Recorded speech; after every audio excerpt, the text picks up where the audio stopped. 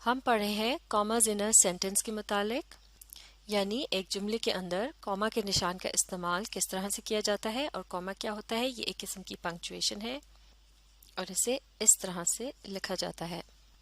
اور جس جملے میں کاما کے نشان کا استعمال کیا گیا ہو اس جگہ پر ہم کیا کرتے ہیں؟ ہم پاز کرتے ہیں، یعنی اس جگہ تھوڑی دیر کے لیے رکا جاتا ہے۔ تو چلیے اب کچھ اور ایگزامپلز کی مدد سے جملوں کے اندر کاما کے استعمال سے متعلق کچھ اور اصولوں کو سیکھتے ہیں۔ مل کر اس ایگزامپل کو پڑھتے ہیں۔ المعروف سینئر از ہیئر۔ المعروف جو ہے وہ ایک شخص کا نام ہے، اور یہاں اس کے نام کے بعد کیپٹل ایس اور اس کے بعد اسمال آر اور پھر ڈاٹ، یہ ایک ابریویشن ہے، یعنی شارٹ فارم ہے لفظ سینئر کی۔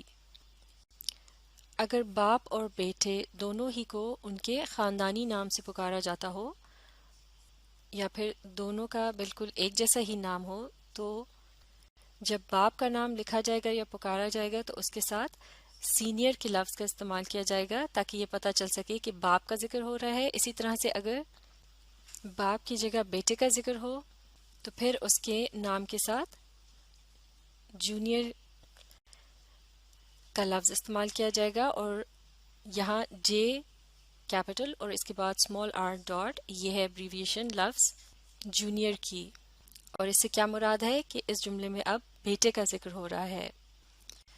تو جب اس قسم کی جو ابریویشن ہے اس کا استعمال ایک جملے کے اندر ہوتا ہے، اور اگر یہ ابریویشنز جو ہیں جملے کے درمیان میں آ رہی ہوں، تو پھر آپ کے پاس آپشن ہوتی ہے، یعنی چوائس ہوتی ہے۔ اگر آپ چاہیں تو آپ کاما کے نشان کا استعمال کر سکتے ہیں، اور اگر آپ چاہیں تو کاما کا نشان جو ہے اسے استعمال نہ کرنا چاہیں تو یہ آپ کی مرضی ہے، یعنی یہ ایک آپشن ہے۔ لیکن اس میں دیکھنا یہ ہے کہ اگر آپ یہ ڈیسائیڈ کرتے ہیں کہ آپ نے کاما کے نشان کا استعمال کرنا ہے، تو پھر کاما کا نشان جو ہے اس کو اس طرح سے استعمال کیا جائے گا کہ ایک کاما جو ہے وہ اس ابریویشن سے پہلے لگے گا، اور دوسرا کاما جو ہے وہ اس ابریویشن کے بعد میں آئے گا۔ تو لہٰذا یہ جو پہلا جملہ ہے المعروف سینئر از ہیئر، یعنی المعروف سینئر جو ہیں وہ یہاں موجود ہیں۔ اسی طرح سے اگلا جملہ جو ہے وہ بھی اسی طرح سے ہے، المعروف سینئر از ہیئر، لیکن اب کی بار اس میں کاماز کے نشان کا درست جگہ پر استعمال کیا گیا ہے۔ تو یہ دونوں ہی طریقے ٹھیک ہیں۔ اسی طرح سے المعروف جونیئر از ہیئر، یہ طریقہ بھی درست ہے، یہاں کاما کا نشان کا استعمال نہیں کیا گیا۔ لیکن اگر اسی جملے کو اس طرح سے لکھا جائے، المعروف اور پھر اس کے بعد کاما کا نشان اور پھر سینئر اور اس کے بعد کاما کا نشان نہ لگایا جائے، تو کیا یہ درست ہوگا؟ جی نہیں، اس طرح سے لکھنا انکریکٹ ہوگا، یعنی درست نہیں ہوگا۔ تو اب ہم ان ایگزامپلز کی مدد سے کاما سے متعلق اگلے رول کو آسانی سے سمجھ سکتے ہیں۔ مل کر اسے پڑھیں گے۔ Traditionally, if a person's name is followed by senior or junior, a comma follows the last name.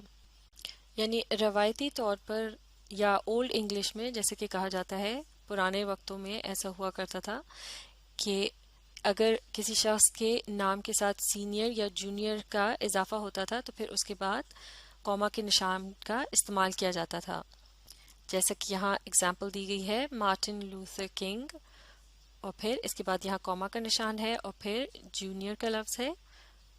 لیکن اس کے بعد بتایا جا رہا ہے دس کاما از نو لانگر کنسیڈر مینڈیٹری، یعنی اس جگہ پر یہ جو کاما کا نشان کا استعمال کیا جاتا تھا یہ اب لازمی یا ضروری نہیں سمجھا جاتا۔ آگے پڑھتے ہیں۔ However, if a comma does precede senior or junior, another comma must follow the entire name when it appears mid-sentence. البتہ اگر کاما کے نشان کا استعمال کیا جا رہا ہو سینئر یا جونیئر کے سے پہلے، اور اگر سینئر یا جونیئر کا یہ جو لفظ ہے یہ جملے کے مڈ سینٹینس یعنی درمیان میں آ رہا ہو، تو پھر اس کے بعد بھی ایک کاما کا نشان جو ہے وہ استعمال کیا جائے گا۔ اب دیکھتے ہیں اسی سے ملتی جلتی ایک اور ایگزامپل۔ المعروف ایم ڈی از ہیئر۔ اب کی بار یہاں پر ایک شارٹ فارم استعمال کی گئی ہے ایم ڈی کی، M capital dot D capital اور اس کے بعد بھی ڈاٹ ہے۔ اس قسم کی جو شارٹ فارم ہے اسے ایکرونیم کہا جاتا ہے، جس میں کیپٹل لیٹرز کا استعمال کیا جاتا ہے، جیسے کہ یہاں ایم اور ڈی دونوں ہی کیپٹل ہیں۔ اس قسم کا جو ایکرونیم ہے یہ ڈاکٹر آف میڈیسن یا مینیجنگ ڈائریکٹر کے لیے استعمال کیا جاتا ہے۔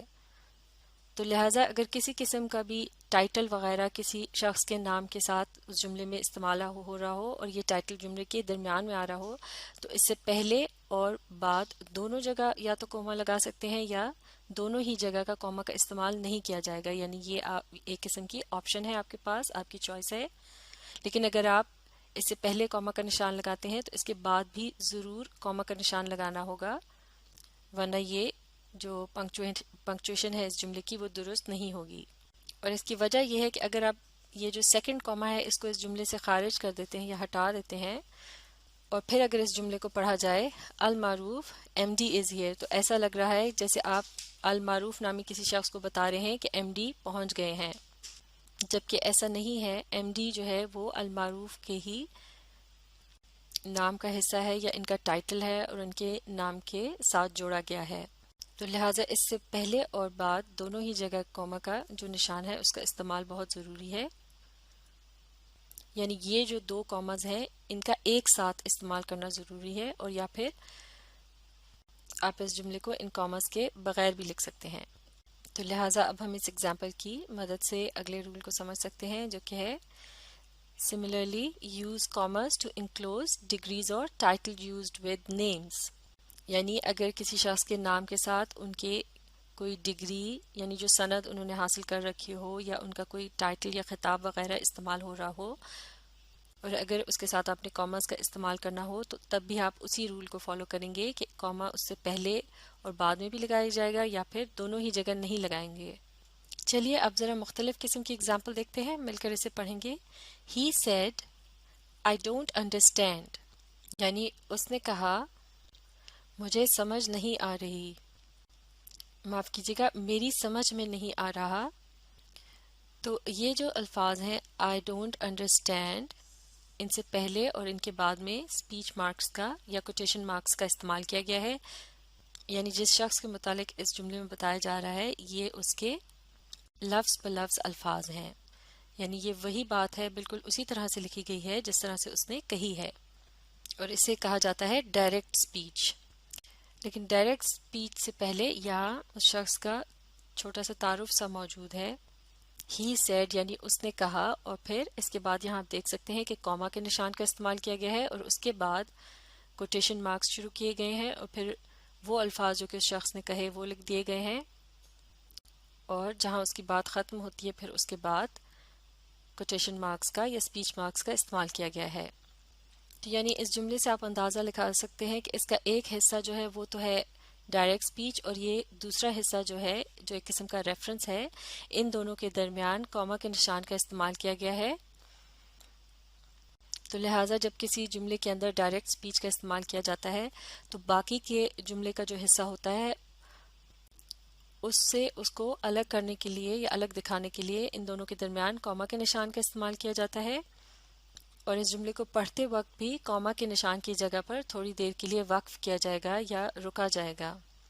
اب دیکھتے ہیں اسی سے ملتی جلتی ایک اور ایگزامپل، یہ ہے Why I asked, don't you understand؟ یعنی کیوں میں نے پوچھا تمہاری سمجھ میں نہیں آ رہا۔